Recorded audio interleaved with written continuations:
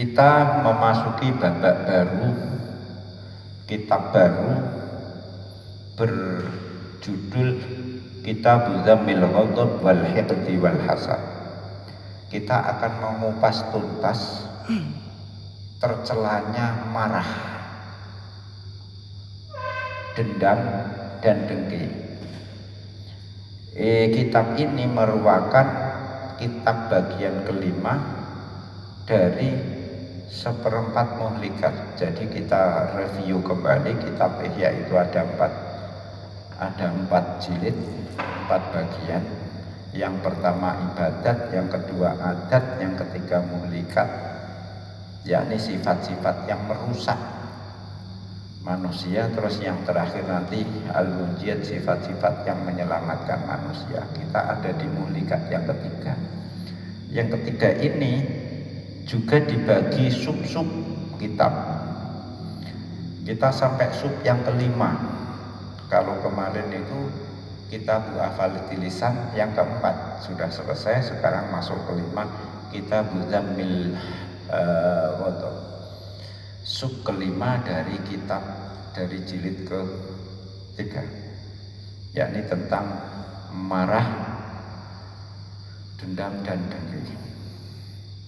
Imam Ghazali ini, jadi sifat-sifat tercela manusia itu oleh Imam Ghazali dianatomi sedemikian rupa seperti halnya dokter menganatomi penyakit fisik. Jadi loro itu ana loro penyakit fisik. Jadi ada sakit lohir, luka sakit luar, ada penyakit luar, ada penyakit dalam. Ono penyakit menular. Nah, Imam Ghazali itu juga demikian. Penyakit-penyakit hati itu juga diuraikan seperti dokter menguraikan macam-macam penyakit itu. Jadi istilah kerennya itu medikalisasi penyakit spiritual. Tulis. Medikalisasi penyakit spiritual. Jadi penyakit hati itu diterangkan, diuraikan detail rinci di anatomi seperti halnya anatomi di penyakit badan. Sehingga dulu sudah pernah dinyatakan, diakui sendiri Imam Ghazali, cara ini beliau. Jadi kalau penyakit hati A misalnya, ghadab misalnya, itu penyakitnya yang namanya ghadab itu apa, yang diserang apa, implikasinya apa, menular apa tidak, pengobatannya dengan apa, dosisnya seberapa, koyo nangani wong sakit fisik. Soalnya apa? Menurut Imam Ghazali, kalau penyakitnya itu penyakit hati ini salah pengobatan, ya tidak sembuh. Sebagaimana penyakit badan salah pengobatan, salah penanganan, ya tidak sembuh.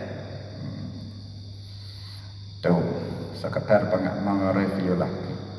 Nah, terkait dengan Dzammil Ghadab, kemarahan ini, Imam Ghazali memberi pengantar yang kesimpulannya seperti ini.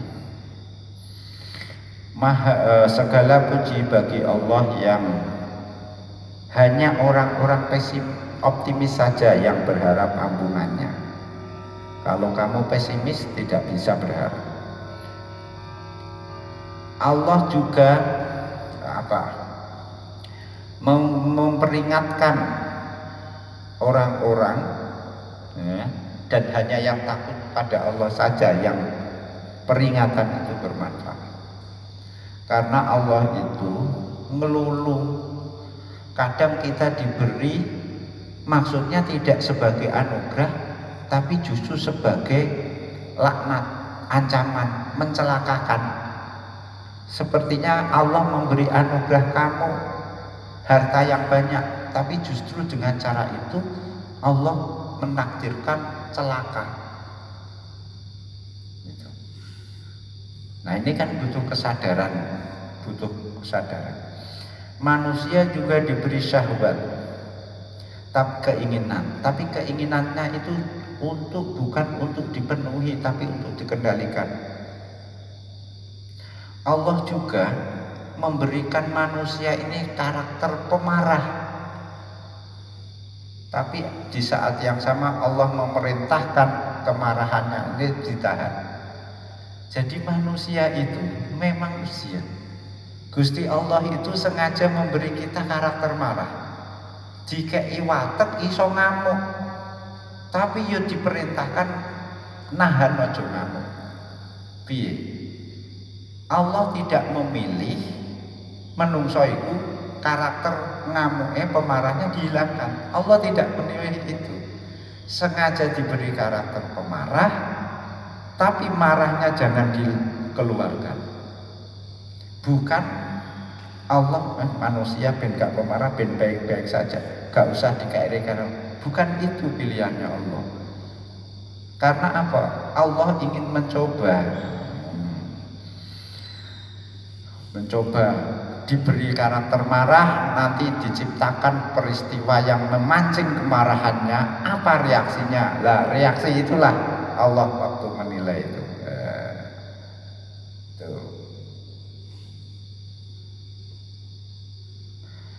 Allah mau menyampaikan tahu apa yang dipendam di hati, termasuk tahu apa yang direalisasikan, diwujudkan di perbuatan nyata. Allah tahu, ya. Jadi supaya apa? Supaya orang itu tadi yang mau marah kok bisa diempet, ya diberi pahala oleh Allah. Diempet dengan baik, tapi ada yang diempet dengan ridho misalnya, rela. Tapi ada orang yang sebetulnya terpancing marah dan tidak melampiaskan kemarahannya, tapi bukan karena rela, tapi menunggu waktu untuk melampiaskan. Dan dendam sama-sama tidak melampiaskan. Yang ini tidak melampiaskan amarah, yang ini juga tidak melampiaskan amarah, tapi yang satu karena ridho, yang satu karena nunggu kesempatan, berarti berubah jadi dendam. Lah Allah tahu mayusirruna ini. Jadi diberi marah, tapi diperintah untuk menahan kemarahan. Ya memang disitulah ujian itu. Amma ba'du, selebih